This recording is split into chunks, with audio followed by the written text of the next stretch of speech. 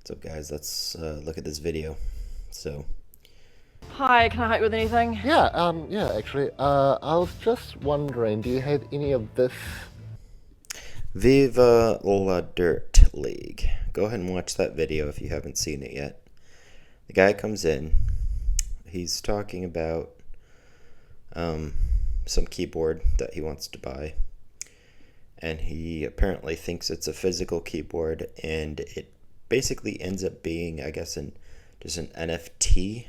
So it's not like a physical product that he's trying to purchase. Now, there's so many misconceptions in this video, and I get it. They're pointing out, it's good for them to point out scams. I mean, this is comedy, right? So there's like truth to it, because this is kind of like, something scammy's going on, and there's a lot of scammy things going on. But the scam is actually worse, but also at the same time, it's not as bad in the way that they're explaining it as you would think. So the scam's actually worse, because if you try to actually look up what an NFT is and you go to like Wikipedia, it doesn't actually tell you the truth about what an NFT is. It just immediately says, well, it's just a unique digital identifier that is recorded on a blockchain. No. NFT doesn't say a blockchain recorded. It's not BRI, blockchain recorded identifier. No, it's NFT, non-fungible token. Has nothing to do with it being digital. Has nothing to do with it being on a blockchain. It's a token. Hey, that stands for non-fungible token. It's a new thing, taken off. It's skyrocketing at the moment. A token is something that you can exchange. It's like a security. You can, and I don't know why Wikipedia doesn't have a link for it, but you know what? Do not trust Wikipedia, because Wikipedia also wouldn't say that Craig Wright worked at nChain and was their chief science officer. So Wikipedia doesn't even know what the heck Bitcoin even is.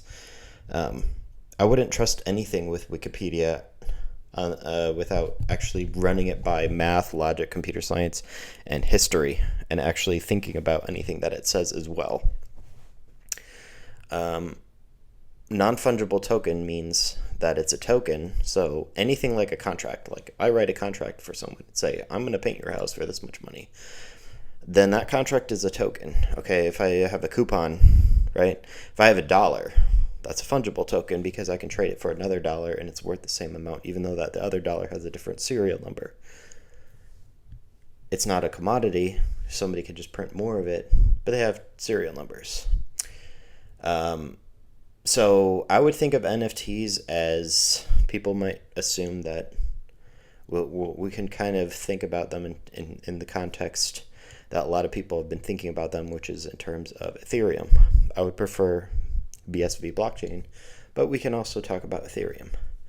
Now look, that's a blockchain, okay? When he purchases it, in the video they say, well, it's on the blockchain, so it's permanent. Well, actually, if he purchased it with a credit card, the way the banking system works is, if you make a purchase and you're not satisfied with your product, you have a problem with the merchant, you can argue that purchase with the bank, which means you could get a refund even if you were given some product, right? And it wasn't what you expected, but then you consumed, say you went to a restaurant, you consumed the food. They're still liable if there's something wrong with that food. You can't give it back, but they're still liable. Now, if you have something on the blockchain, and it's yours, first of all, you would have some kind of key or something referencing it anyway. But that's just a piece of art. Like, maybe they were referring to the keyboard as being an image, and he bought an NFT for an image or something like that. So, by the way, Ethereum, the transaction fees would probably be like $60 for something like that, but on BSV it would probably be like thousandth of a penny, or not even a tenth of a penny, depending on what how the contract is working, what's actually going on, with how much computation it takes to do these types of transactions. But just a simple transaction should be extremely cheap on BSV.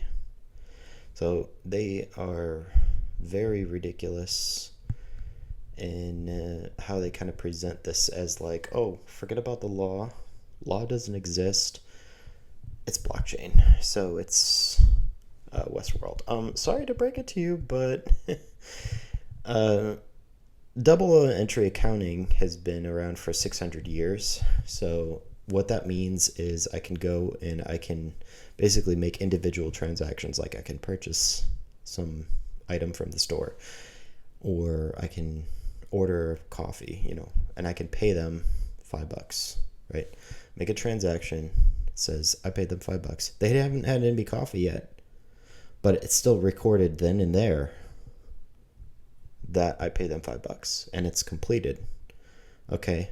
So it's not like they're saying, okay, let me try to make your coffee and then we'll trade and then we'll just kind of record it. No, they actually record that I paid them and they haven't even handed me the coffee yet. So it's a separate transaction for them to hand me the coffee. See, there's a debit, there's a credit transaction, and then you got these different lists, like your assets. And with double entry accounting, it separates the transactions. So I can pay some of my cash now and some of it later. I can pay some of it now, get my coffee later, and you just want to zero them out. So basically, they're not zeroed. You just try to zero them out. Now with Bitcoin, this is not the invention of blockchain. A blockchain is just certified data that you use a hash, right? It's just fingerprinted data. That's all it is. That's existed for a long time.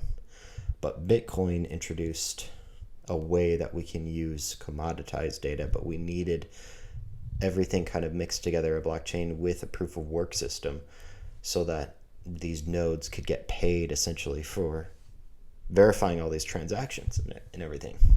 I'm not going to get too far into that because you got to study what Bitcoin is. But basically, it introduced commoditized data and triple entry accounting. So now we have the ability to actually have a ledger which defines basically how much money is in which wallet. Okay, so it's even more enforceable by law, not less, because it's more traceable. There's more provability. You can show, like if I actually go and buy some BSV, right, and send it to a certain wallet, that is public information. It's not encrypted. First of all, they talk about, it's encrypted. Okay, so I don't know what he bought it on. I don't know if he bought it on like some encrypted version, and then they put the encrypted stuff on the blockchain, or what, if they're using Monero, if they're doing some Cardano stuff, if they're encrypting files and then posting that onto Bitcoin. I don't know what they're doing, but the blockchain is itself, usually typical blockchains are not encrypted. Can you take it off the blockchain? Well, no, it's encrypted, isn't it? Yeah, that's right. Unencrypt it. Can we unencrypt? No. They use a secure hash algorithm, which is secure, not saying that it's encrypted. It's secure as in you can't reverse engineer it. You can't make a separate set of data that gives you the same hash, right? It's just certifiable information. If anything, it makes it more public, not less. So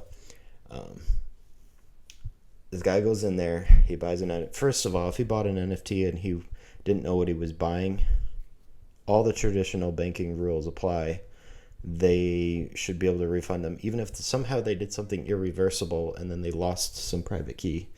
Well, that's kind of more on them anyway, right? Because if you're buying, if I went to the store and somebody said, hey, I have this product, you unzip it and there's a private key for a Bitcoin wallet inside, and I buy it and then there's not a private key inside, I can still, the traditional banking rules apply anyway. You can get that credit card purchase refunded, and if you can't reverse that transaction, if you can't reverse an actual, like, Bitcoin transactions are finalized, but that doesn't mean that you can't get a refund. That doesn't mean you can't make another transaction to then refund. The whole point of it being there with digital signatures, and a lot of BTC and Ethereum people won't understand this. They won't agree with this because they're kind of ultra libertarian, like kind of what I was, where I thought like, oh yeah, we're going to replace the current system, but really this is an upgrade to the current system. So debt still exists, law still exists, mortgages still exist, but this is a better way to do it. This is a more certifiable way to do it. It's not a replacement for, because when you buy something, right, you want to show, hey, here's the record, here's the receipt. There's a reason why you have receipts. They're not just there for fun. They're actually there so that you can have a record of what transaction was made, so you can make sure that it was balanced, that it gets balanced out. So now you have a better receipt, system. You have a ledger system. So that means it's all the more enforceable. So say this guy goes in there, he didn't actually buy a physical keyboard, right? And they just somehow duped him. He bought some NFT keyboard. I presume if you purchased it online, you wanted an online keyboard. No, I wanted a physical keyboard. First of all, those you could just send back anyway. So there's that. But there's also, like I said, traditional. You send something that somebody didn't expect. What did he trade for it? You can reverse that.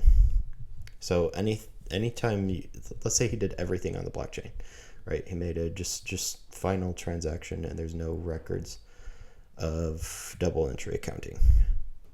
Well, there's also being able to take that information to, say, court and have them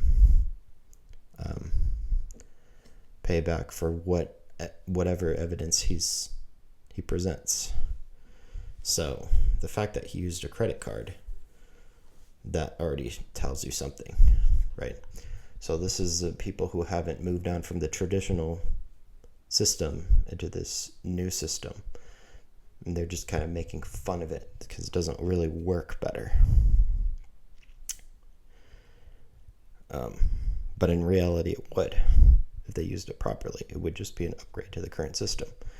And you wouldn't necessarily do all these transactions raw anyway.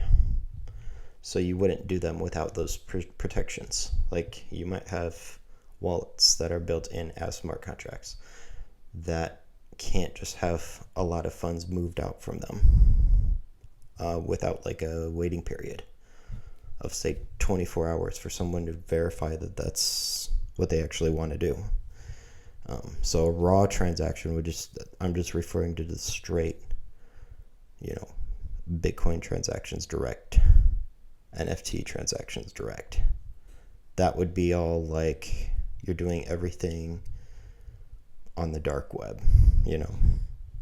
but that's digital signatures removed. That's what BTC did.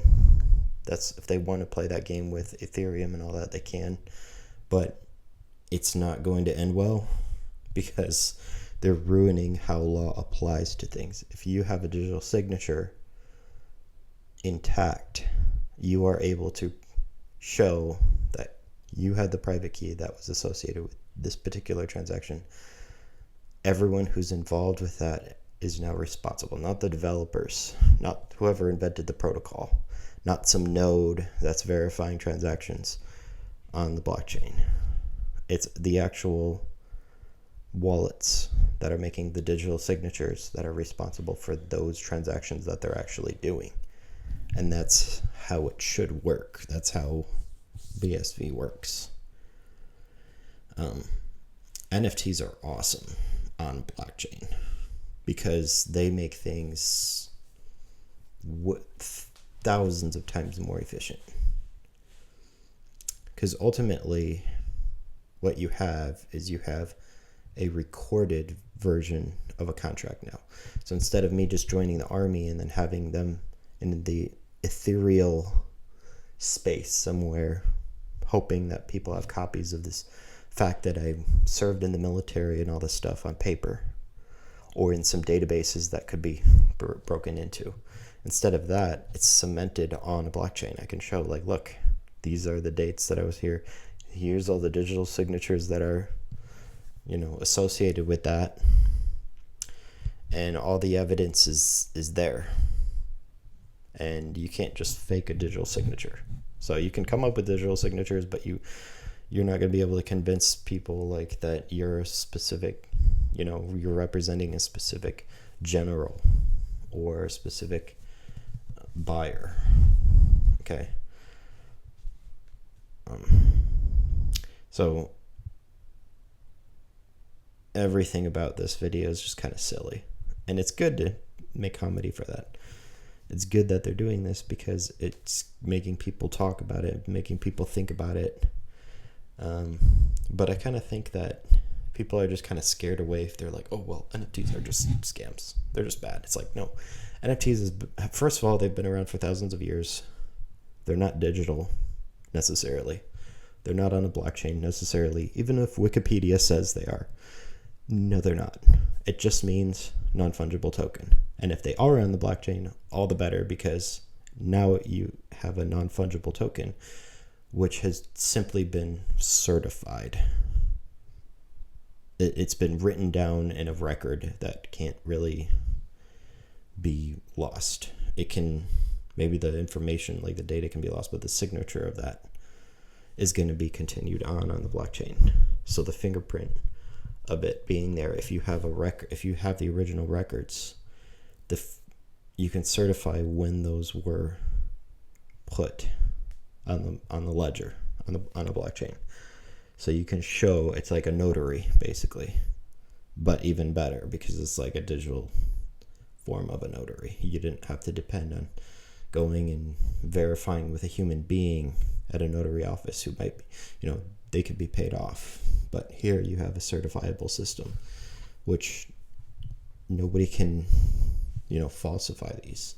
So this is a really cool system, a really nice thing. And NFTs are actually really useful.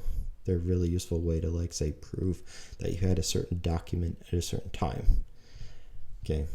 When you're talking about selling art, it is surrounded probably with a lot of stuff that people are going to misvalue, and they're not going to understand how to value properly.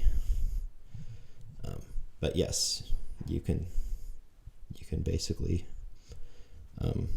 sell art. I wouldn't recommend it because all you have to do is change one little pixel by one tiny value, and you change the entire signature of a piece of art.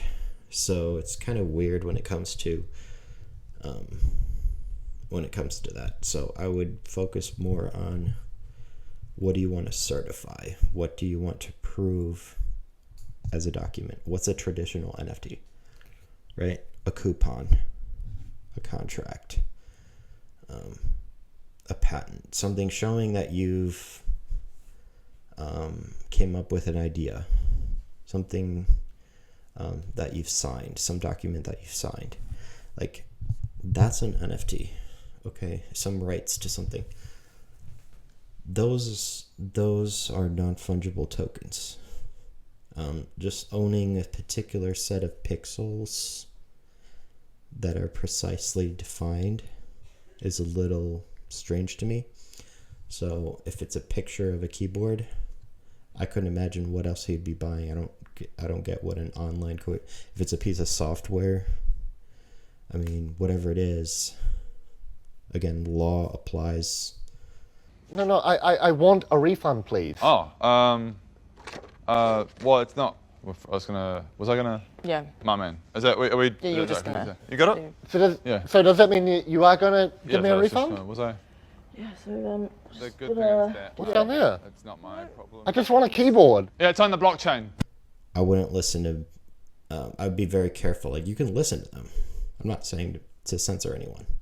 I'm not going to be like Vitalik and say, well, let's kick Craig Wright out of this conference because he's just a fraud. We're not going to listen to him. Go ahead, listen to him all you want. But I'm going to say that once you listen to him, put all the pieces together, put all the data together, put all the puzzle pieces together, and realize, like, oh, actually, things don't exactly work the way these people have been presenting it. Actually, these law still applies to this kind of thing. Like when the NFT for when Tom McDonald bought, he dropped $100,000 to buy an NFT for Slim Shady's beat, right? You might think, like, what exactly happened there? Like, he bought an NFT, but then he made the beat on it. So what does that mean? Well, think about it for a second, right? How did that actually work? You can hear the beat, right? So somebody can access the music. So it's not like he's the one who bought the physical music, right? He bought basically the rights to it. And you might think, like, well, what does that have to do with an NFT though? Because don't you have, like, how does it enforce the rights? Well, it's not the thing that enforces it. It's the receipt that shows that you're the one who owns the rights to it. But how did he get that in there? Okay, so the thing that people don't explain is that, like, what Slim Shady did, okay, I'm going to explain how this actually works. So what he did was he didn't just make a beat and then make a programmable thing called an NFT and then put it out there, and then suddenly people can just use the music if they own that NFT. No, he also made a contract with the public saying, I'm creating this NFT, and as you can see, this NFT is certified. It certifiably has the fingerprint for this particular music file, right? It has the fingerprint in the NFT. And by telling the public, he's telling the public, right? But he's not just saying some blog post. This isn't just some empty promise. He's actually making a contract when he tells them. This is actually part of the deal too. It's not just the NFT, okay? It's the fact that he actually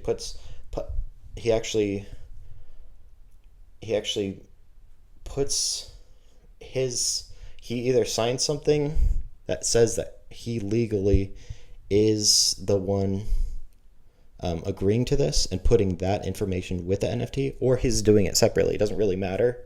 The whole point is that he's making a contract with the public, which is enforceable, and that you can take to court and say in, like, copyright court and things like that. And he's basically saying, whoever owns this particular NFT with this file, and the information can be combined into the NFT.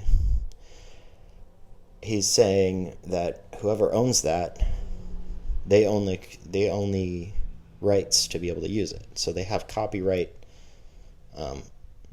privilege in some sense. I don't know the law that well, so I don't know exactly what you call it, but he's basically making a social contract saying that they have the rights to then use that music, given that they own that NFT. So that's where the digital part comes in. You can get that NFT however you want. You can try to just buy it from someone on the blockchain or whatever, okay? Unless he says how you obtained the NFT, which he probably might have done.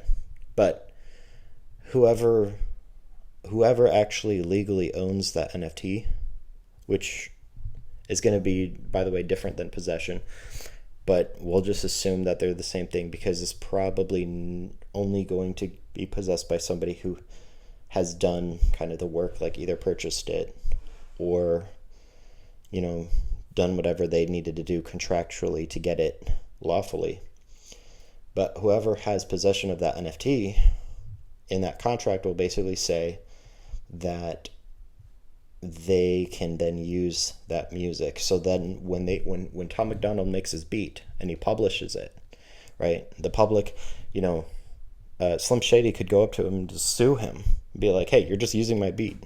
no, I got the NFT. Right? That's literally his legal defense. He says, you made a public contract that says whoever has the NFT for this beat can now use it, and I purchased it. Here's the money that I put down. And Tom McDonald's is not going to get scammed by somebody just making up some random NFT saying, well, some shady released this NFT beat, so just buy it.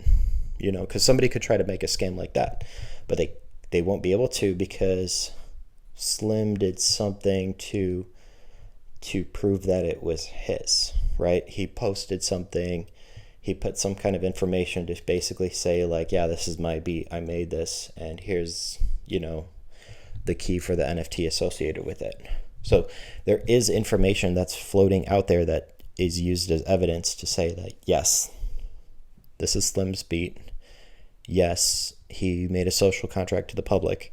Basically, he said that anyone who owns the NFT, he put that with the beat. So like when he releases the beat, I'm saying that he made a social contract with the public, but really when you release like files like software or information like that, and you put a license or you put a copyright, you can put that in the license or in the copyright. You can say somebody who owns the NFT with this signature, with this identifier, then can use it. And now that's enforceable by law. That's enforceable in courts. And somebody can argue and they can say, and regardless of whether the court respects NFTs or not, like that's still something that they're going to have to just deal with. But I mean, that's there. So people didn't understand that, and they think, oh, you don't need the law at all. You don't need courts or anything like that. No, this is just a digital part. It's like the same thing it's the same thing with like dollars going digital. You got databases, but then they still have to, they're still going to have to prove to whoever they need to prove that they have whatever they have and that they're doing whatever they're doing. So those are my thoughts on that. Don't let anyone scare you from NFTs. Oh no, we can't give you a refund. Non-fungible, non-refundable. It was in the T's and C's. What do you mean non-fungible, non-refundable? Don't get yourself scammed. Like, be safe and don't put too much out there. But at the same time, I would say, use privacy.com or something. Use some maybe a temporary credit card if you're not sure, and just play around at some point and mess around with some of this stuff. Whether it's, I can't recommend Ethereum anymore that highly, but I would say learn how to use these systems, learn how to mess around and do business with these types of systems, learn how to make a tiny and I'm just talking about tiny, $10 or less maybe, and just try to learn how to do little transactions with these systems, whether it's buying some BSV or sending it from wallets to other wallets, or combining some coins in your own wallets, or buying some NFT, or trying to do something with it. Don't spend a lot of money, but just learn how it works, so you kind of get an understanding of how this works. But don't assume that you're going to learn everything from Wikipedia. Don't assume that you're going to learn everything from a lot of these crypto guru guys. Because like I'm saying, you could listen to Craig Wright all day. You could listen to a lot of these BTC guys all day who have hundreds of millions in their companies and stuff. You could listen to them and act like they know what they're talking about, and then you could disregard Craig Wright and say, well, everyone thinks he's a fraud, so I'm not going to listen to him. I would say at least listen to him to filter out and decide for yourself whether you think he's a fraud, or decide for yourself whether his advice or what he recommends makes sense or not. One of the things I'm pretty sure that he would say is he doesn't recommend holding onto BSV as a speculative asset, even though he would support BSV over the other ones, obviously, but he wouldn't say hey, just buy it. Because he doesn't want it to, he's not interested in making a pyramid scheme. He wants to actually make just a cash, a low fee micropayment transaction system. So, and like Vitalik said that BSV is a scam and Craig Wright's a fraud, so you could take that into account too. Trust him because he's more famous and all this stuff, and he has more money and all this stuff, supposedly. Or, he's somehow more trustworthy because he started a whole cryptocurrency he started Ethereum and all this stuff. Okay, you can take that into account. That's fine. I'm just saying, keep your eyes open, your ears open, and try to actually understand logically all the information that's being shared about this. Think about it. Try to make sense of it. Don't just blow it off and say, well, Tim McDonald bought an NFT and I don't know how that works, but no, think about it. Slim had to have made a contract, right? He had to have put some kind of information out there so that somebody would be able to not get in trouble going to court and get sued. Like, obviously Tom is not just going to make this and then expect to be sued for tens of millions of dollars for just using one of Eminem's beats. Like, come on.